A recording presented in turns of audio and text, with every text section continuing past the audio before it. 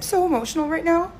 I literally just walked through the door. I got back home from a trip and I had my incredible driver, Tommy, pick me up this time, and he just had the most incredible surprise for me. He brought me dates and baklava from Ali's Middle East Best Market on Coral Way. And if you're not familiar with that, then you need to familiarize yourself. Giselle, you have started something so beautiful.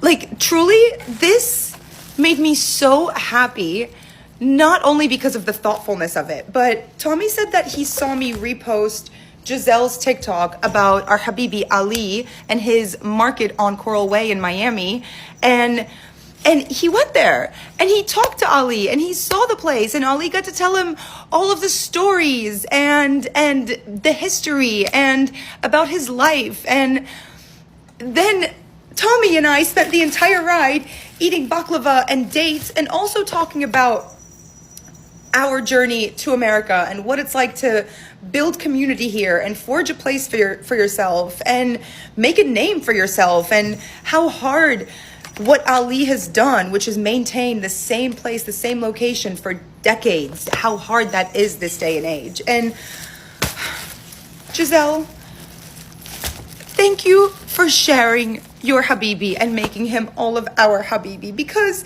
now we're all Habibis. I don't know if it's the jet lag, but this was the most beautiful gesture. This is the most incredible gift I've ever gotten, and it's gonna come in so handy when my jet lag wakes me up at 3 a.m. and I'm craving. This is gonna be gone by the morning. But thank you, Tommy. I don't know if you're gonna see this, but I'm gonna text you anyway to thank you. But thank you, Giselle. I gotta go visit Ali. Everyone has to go visit Ali. He's at 1715 Coral Way in the Gables, like right there on Coral Way. There's easy parking right around the corner if you don't find it, like literally right in front of his spot. He has the best tabbouleh. He has the best and freshest dates in all of Miami.